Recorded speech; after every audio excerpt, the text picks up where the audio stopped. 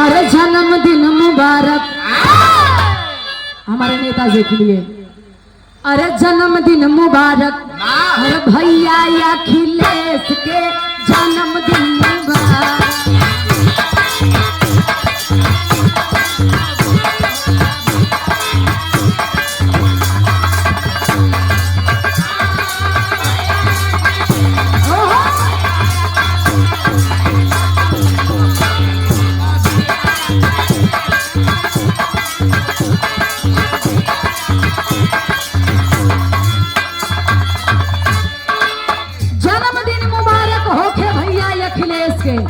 अगली लाइन में कवि जी लिखते हैं क्या?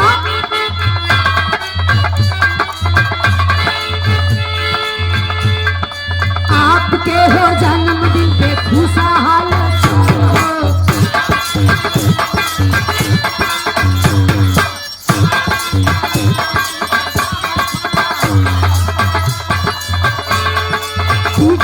के लोग भैले देखा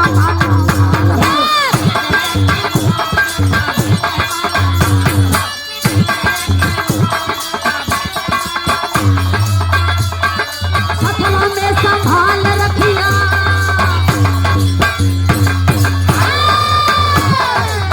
संभाल रखिया मैया जन्मदिन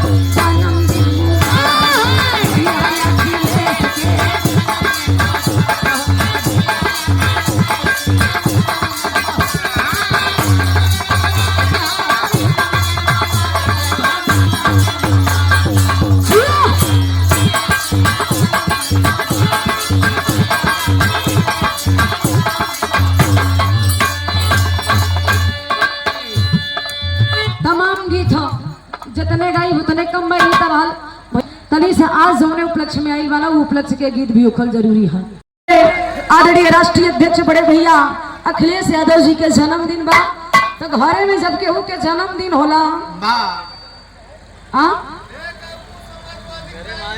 अरे मम्मा हम बड़े भैया अखिलेश यादव जी का जन्मदिन है तो जन्मदिन पर अगर सोहर ना भ तो कुल गावल बजावल व्यर्थ प्रीत भोज अलगे बा जन्मदिन अलगे है तो घरे में जब लड़का के जन्म होला तो माई बहन मिल के सोहर गावे ना उनका ढोल बाजी ना हारमोनिया उ लोगन के बाजा था उ लोग गावे कैसे भैया अब एकदम देसी में ए बब्बन मम्मा कहाँ गईला आप सोहर होके चलत बन नेग लेके या जब सोहर हो तो नेग लगत कैसे गावेली भैया?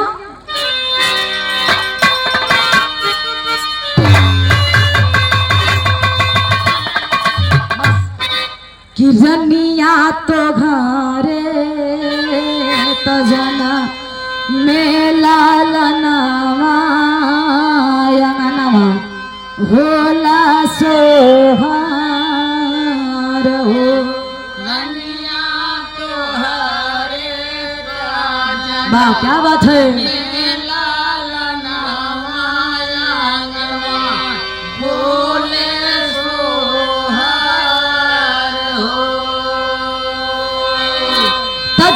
जी है मंगल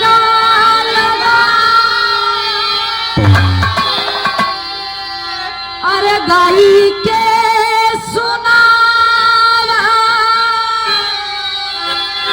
सुनवैया सुख पावई हो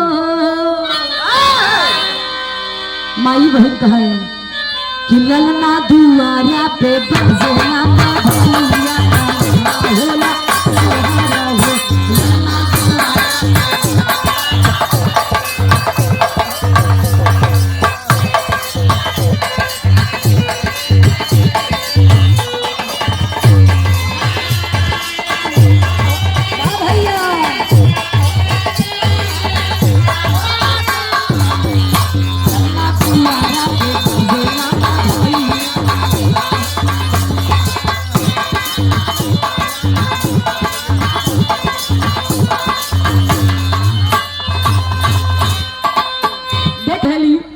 गावेली कैसे?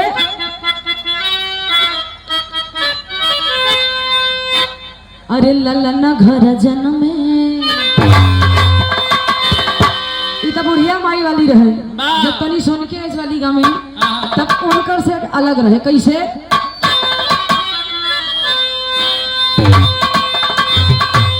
अरे नेताजी घर जन्मे, अरे भैया जी घर जन्मे सोहर भोला, घर जन्मे सोहर भोला।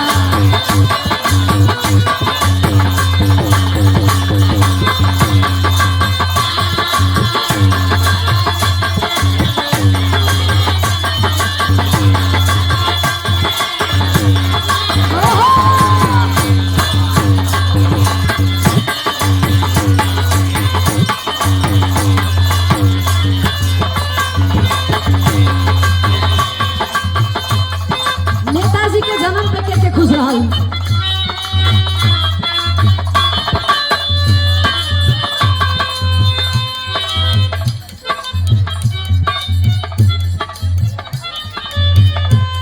के खुश भइल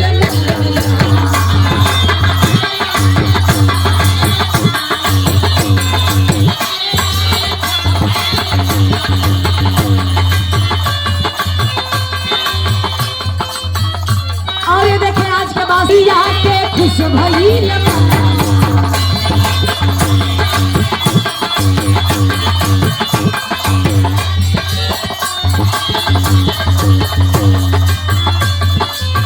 आज स्वर्ग से मुलायम बरसावे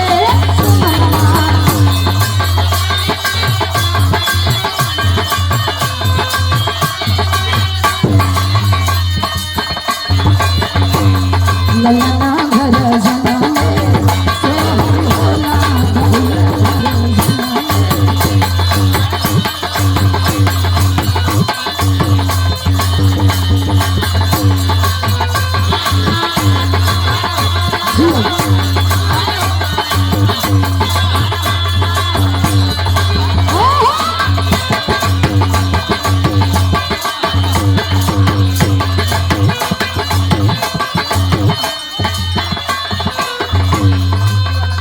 तमाम गीत है एक लाइन, आज के दिन स्पेशल एक लाइन गीत है।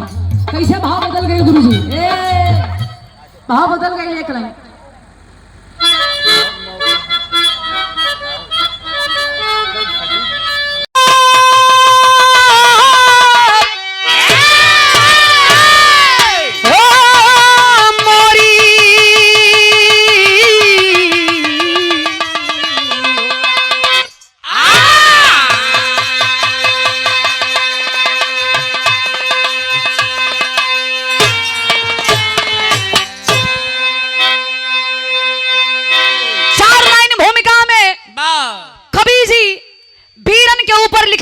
असली में वीर होते कौन है, कैसे भैया वीर के भाव तनी एक पत्ती बढ़ के आवा।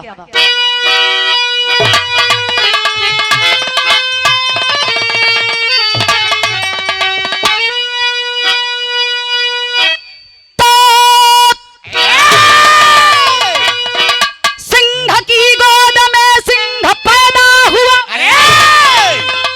जिसकी हिम्मत को कोई हिला ना सका।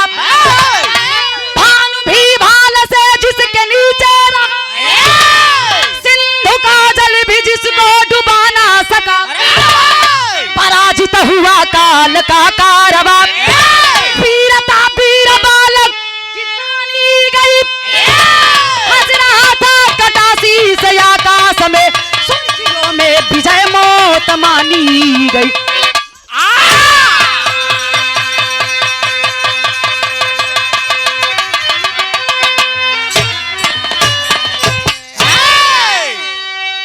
ए भैया हम बताई ना, कुल का दीपक अगर चाह ले, कुल के मान मर्यादा प्रतिष्ठा को बचा के रखे, लेकिन अगर वही कुल का दीपक चाह ले तो अपने बनाए हुए पूर्वजों की थाती को मिट्टी में भी मिला सकता है। ये बात हमारे धर्म के बड़े भैया अतुल भैया के बड़े भाई जेकर शादी राल यानी जे आज के बादशाह दूल्हे राजा जेकर देन बा कितना जने जुटा है। आज गोल्डन नाइट तो के कैसे पता, इस बारे में तो को ज्यादा जानकारी बा, पता लगाओ। ए भैया सच्चाई बगर दुल्हा बारात न लेके जाई, दुल्हन लेके जामई ना तो का करे इतना जने झूठे। तो मेन भूमिका आज बा हमरे रजनीश भैया के मास्टर साहब, आज के बादशाह दूल्हे राजा, हेलो। आपके द्वारा ये 500 रुपया के आशीर्वाद भगवान से ईश्वर से कामना बा कि बर वधू के जोड़ी सलामत रहे और ये परिवार में खुशियां बरसत रहे। लेकिन बिरहा पे गौर करिएगा, रुपया पैसा ना देबा तबो मंजूर बा, लेकिन बिरहा के सुनाई बिरहा से सीख भी मिली।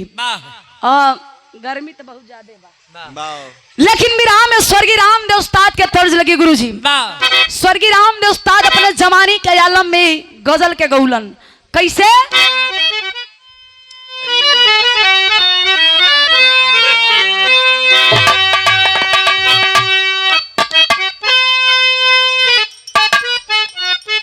जियो। अरे काबे में, अरे काबे में, अरे काबे में तेरा जलवा, काशी में नजारा,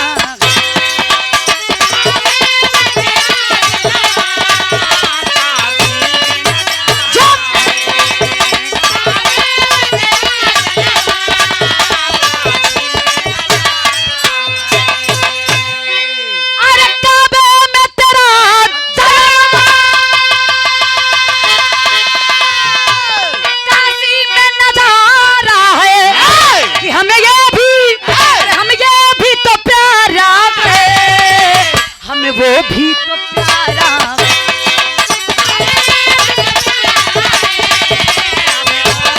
बहादुर हुआ।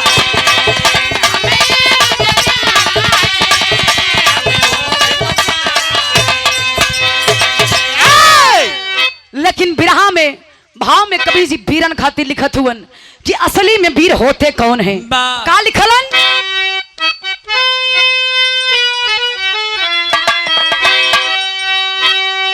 कि सबनम में, अरे सबनम में, अरे सबनम में छुपा सोला, अंगाज बना डाला।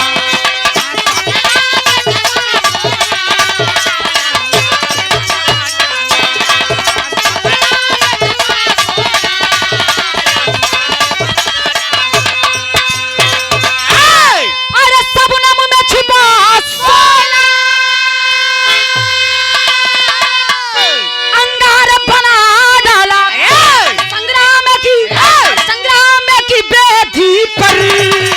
संसार जला डाला।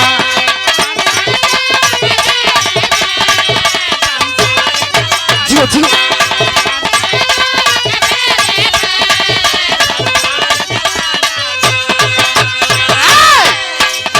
मार बहादुर।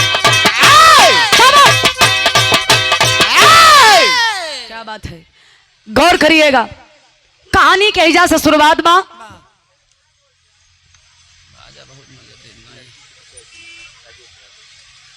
परम आदरणीय परम सम्मानित कन्या के पिताजी श्री राजेश यादव, आज के राजा जनक, शानदार 500 रुपया के आशीर्वाद, चरणों में प्रणाम, आशीर्वाद के चर्या है, करेजा तक खुश होइगा। अब भी रस डबल गवाई, मलवा दो, मलवा देवा महाराज पीछे रखो, मौके तो काम ही नहीं हो गया, हम काम पे मौके आई।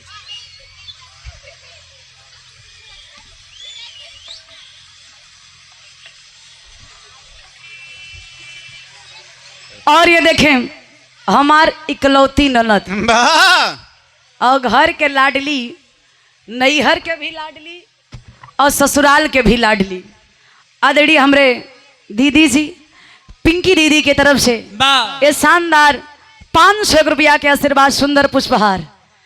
मालिक करे जितने ही खूबसूरत बानी उतने खूबसूरत इनकर दिल बा। हम तो कई था लोग कहेलन कि ननद भौजाई के रिश्ता बड़ा गड़बड़ है, हम बताइले अगर हमरे पिंकी दीदी जैसन ननद रही,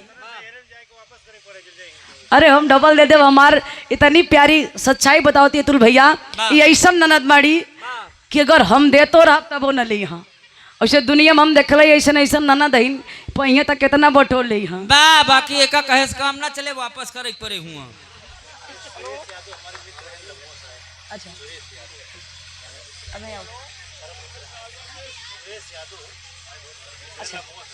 हमरे अतुल भैया के परम मित्र बड़े भैया सुरेश यादव, लम्हुआ की ऐतिहासिक पावन सरजमी से ये शानदार 500 रुपया के आशीर्वाद, चरणों में प्रणाम आशीर्वाद के चाह रही उपस्थित जनता जनार्दन के प्रणाम आशीर्वाद के कामना बा।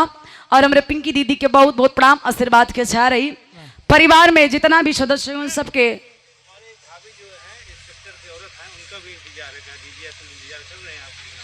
हमरे इंस्पेक्टर भैया के धर्म पत्नी हमार भाभी जी अतुल भैया कहा तो नहीं बैठल है, इनकर सबसे ज्यादा इंतजार बा।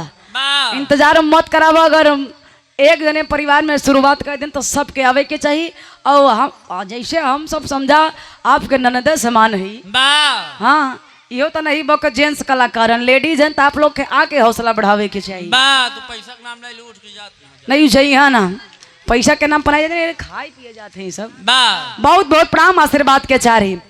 कहानी के शुरुआत बा बिरहम में जौहरी के लाइन हम कैसे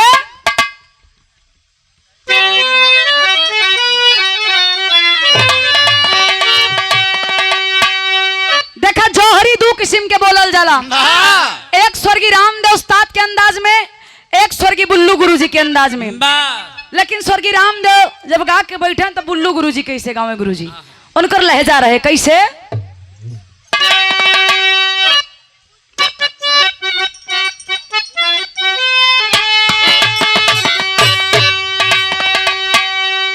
जर जोरू और जमीनिया काहे बनती कसबिनिया दुनिया ने यही देखा बनते हैं दस के नगिनिया।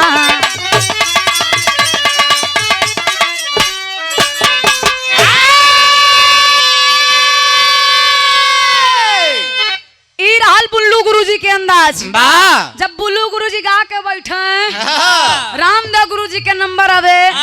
रामदेव गुरुजी कहे का हो बुल्लू बड़ा छुआवत रहा हो, देखा अब हमार वाली लागी तो चापत है बेटा समहरिया।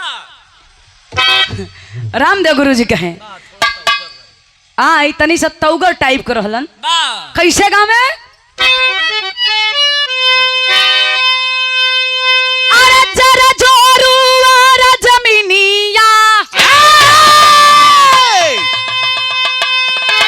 अब का भइल बा ऐसे ना होए तब कैसे होई बा वीर भाव आओ भाई। अबे वीर भाव नहीं रहा ना बान कावा अतुल भैया समरिया भी लोगन के अब आपके जरूरत बा।